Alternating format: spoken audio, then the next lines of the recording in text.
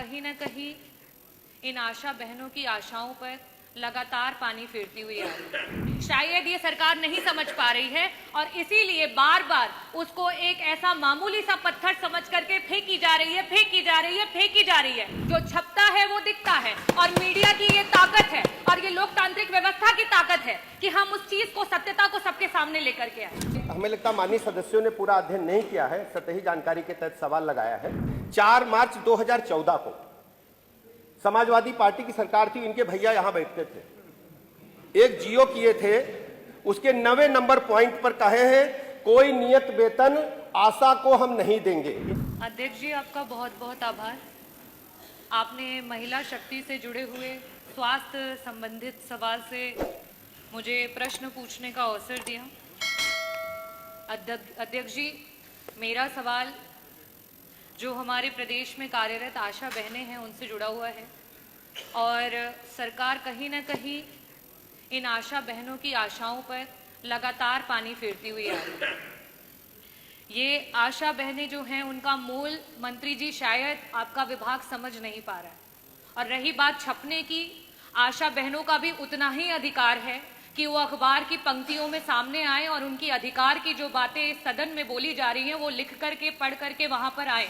क्योंकि आज वो आशा बहनें जिस तरीके से आपके विभाग की रीढ़ बन करके हैं, शायद ये सरकार नहीं समझ पा रही है और इसीलिए बार बार उसको एक ऐसा मामूली सा पत्थर समझ करके फेंकी जा रही है, फेंकी जा रही है, फेंकी जा रही है। लेकिन मंत्री जी, शायद आप ये समझ नहीं पा रहे हैं कि ये आशा बहनें हीरा है और उसका वर्णन, क्योंकि हमारे वित्त मंत्री जी यहाँ बैठे हैं, मैं कहना चाहूंगी कि इस विभाग में जो आशा बहनें जिस तरीके से काम कर रही हैं, चाहे वो संक्रमित रोग हो उनको बचाने के लिए, मैं बहुत डिस्क्रिप्शन के साथ नहीं बोलूंगी, लेकिन ये बजट से रिलेटेड है, इसलिए मैं कहना चाहूंगी कि जितना वो काम कर रही हैं, अगर उनका काम रोक दिया जाए तो आपके विभाग का जो संपूर्ण का बजट है वो पूरा का पूरा बजट भी आप लगा देंगे, तब भी आप उनके द्वारा किए हुए कार्यों को पूरा नहीं कर पाएंगे। और ऐसी स्थिति में 1 ट्रिलियन इकोनॉमी की बात हुई पिछले सदन में और लगातार सरकार के द्वारा हो रही है। ऐसी स्थिति में 8 करोड़ का बजट है उत्तर प्रदेश की सरकार लेकर के आई है, लेकिन उस बजट में हमारी आशा बहनों के लिए कुछ भी नहीं है। मंत्री जी, मेरा प्रश्न आपसे ये है कि आप बात करते हैं कि उनका इतना मानदेय है और इतना सरकार दे रही है। मेरे पास आंकड़े हैं और मैं उसे टेबल भी करना चाहूंगी कि वर्तमान में 24 ऐसे जिले हैं और 25,000 आशा महिलाएं हैं जो हमारी वर्कर्स हैं जिनका भुगतान नहीं हुआ है। और आज वो रोडों पे हैं, वो जगह जगह पर आपसे मिलना चाह रही हैं, लेकिन उन्हें आपसे मिलने का अवसर नहीं मिल रहा है। और शायद इसीलिए नहीं मिल रहा है क्योंकि वो छप नहीं रही हैं। जो छपता है वो दिखता है और मीडिया की ये ताकत है और ये लोकतांत्रिक व्यवस्था की ताकत है कि हम उस चीज को, सत्यता को सबके सामने लेकर के आए। मेरा आपसे सिर्फ यही प्रश्न है कि 1 ट्रिलियन इकोनॉमी की बात करने वाली सरकार, इतने बड़े बड़े बजट्स लाने वाली सरकार, आज आपके विभाग की रीढ़ में सिर्फ और सिर्फ इसलिए क्योंकि आशा महिलाएं हैं उनको कोई दर्जा नहीं दिया जा रहा है, ना उन्हें राजकीय कर्मचारी का दर्जा दिया जा रहा है, ना उन्हें संविदा के कर्मचारियों का दर्जा दिया जा रहा है। और बार बार जब जब बात आ रही है कि उनको उनके अधिकार का पैसा मिले, क्योंकि वो हर समय काम करती हैं, प्रसव का कोई समय फिक्स नहीं होता है। हम सब किसी ना किसी परिवार से हैं और हम सब जानते हैं कि प्रसव किसी भी समय हो सकता है और एक वो जो आशा बहन है उस माँ के साथ वो 9 महीने उस प्रसव को झेलती है, उस प्रसव के साथ खड़ी रहती है और उसे अस्पताल लेकर के जाती है। ऐसी स्थितियों में क्या उसका अधिकार नहीं है कि उसे भी 18,000 का मानदेय प्रति माह मिले? क्या हमारी जो संगिनियां उनके साथ काम करती हैं उनका अधिकार नहीं है कि उन्हें 24,000 का मानदेय सरकार के द्वारा मिले? तो मेरा प्रश्न पहला तो मैंने पूछ लिया, साथ ही साथ मैं आपसे अपने अनुपूरक भी पूछ लेती हूँ कि आज अस्पतालों में जब वो महिलाएं प्रसव की महिलाओं को लेकर के, मरीजों को लेकर के पहुंचती हैं तो वहां उनके रुकने तक का इंतजाम अस्पतालों में नहीं है। इस पूरे के पूरे उत्तर प्रदेश का कोई ऐसा सीएससी नहीं है जहां आशा बहनों के लिए एक कमरा रखा गया हो कि रात में अगर किसी महिला को प्रसव के समय लेकर के जाए तो उनको वहां रुकने का इंतजाम हो। ऐसी स्थिति में मेरी दूसरी आशा बहनों की तरफ से सरकार से मांग है कि आपके इतने बड़े बजट में से प्रत्येक सीएससी पे कम से कम आशा बहनों के रुकने का इंतजाम कराते हुए एक एक कमरा आवंटित किया जाए। मेरा तीसरा आपसे मांग ये है कि ये जो बहनें दिन रात कड़ी तपस्या कर रही हैं, मेहनत कर रही हैं, सड़कों पे घूम रही हैं, परिवारों को जोड़ रही हैं, जागरूक कर रही हैं, prevention is better than cure, इसकी बात कर रही है। क्या इन महिलाओं का अधिकार नहीं है कि उन्हें स्वास्थ्य बीमा और उन्हें जीवन बीमा मिले? क्या सरकार अपने विभाग की इतनी महत्वपूर्ण महिलाओं को ये नहीं दे सकती है?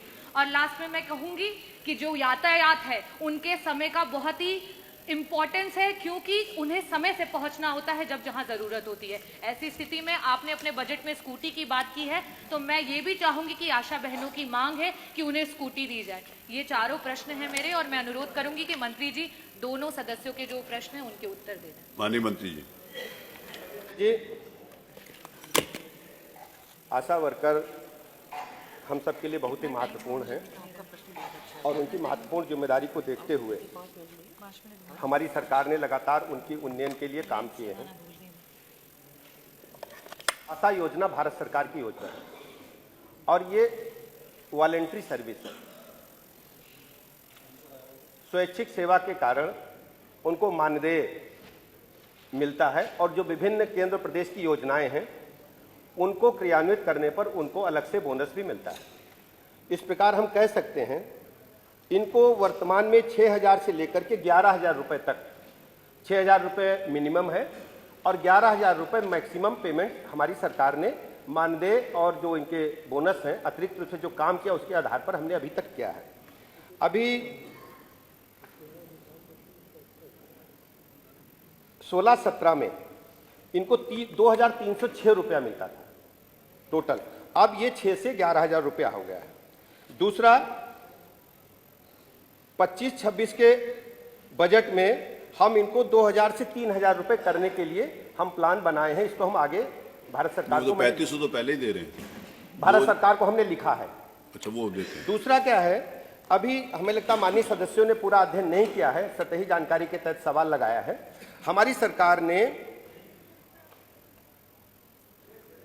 इनको जीवन बीमा की सुविधा दे रखी है, और ये सुविधा दी जा रही है इनको प्रधानमंत्री जीवन ज्योति योजना के तहत, प्रधानमंत्री सुरक्षा बीमा योजना के तहत इनको हम ऑलरेडी दे रहे हैं, और ये बहुत लंबे समय से लागू है। इनको हम स्मार्टफोन भी एक दिए हैं। माननीय सदस्य ने चार्ज के बारे में कहा, उसका रिचार्ज के लिए हम 99 रुपये और 250 रुपये उनको प्रतिमाह देते हैं, रिचार्ज के लिए देते हैं। मोबाइल फोन भी किया। दूसरी सबसे बड़ी बात इन्होंने उठाई कि इनको बड़ी चिंता है। सर, लोकतंत्र में कभी काम करने का अवसर इनको भी मिला है और आज हमें मिल रहा है। हम लोगों ने इनके मानदेय को लगातार बढ़ाने का काम किया है, और 2018 में 1,000 रुपया था, इसको 2,000 रुपया अपनी सरकार ने किया, भारतीय जनता पार्टी की योगी जी की सरकार ने किया है। इसके अलावा अगर एक जियो हमारे समाजवादी साथी सुनना चाहें, 4 मार्च 2014 को समाजवादी पार्टी की सरकार थी, इनके भैया यहां बैठते थे, एक जियो किए थे, उसके 90 नंबर पॉइंट पर कहे हैं कोई नियत वेतन आशा को हम नहीं देंगे, ये जियो में कहा है। और दूसरा कहा है कोई मानदेय भी नहीं मिलेगा।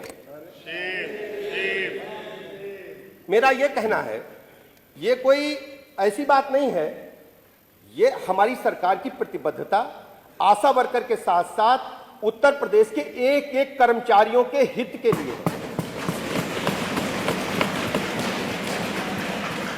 आशा वर्कर हमारे स्वास्थ्य विभाग की रीढ़ की हड्डी, मैं स्वयं इनके संपर्क में रहता हूं। एक और सूचना दे दूं, मुझे अच्छी तरह याद है इनके भैया यहां बैठते थे, आशा वर्कर ने प्रदर्शन किया था, हजरतगंज कोतवाली में मुकदमा दर्ज हुआ था, जो आशा वर्करों की अध्यक्ष प्रदेश की, उसका मुकदमा पिछली सरकार में न्याय मंत्री रहते हुए मैंने वापस लिया था।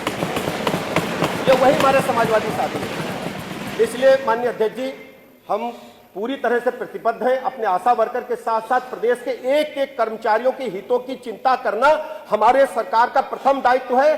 कर्मचारी हमारी रीढ़ की हड्डी हैं, उनके सुख और दुख में हम हमेशा खड़े रहेंगे, इसमें कोई शक की गुंजाइश नहीं है।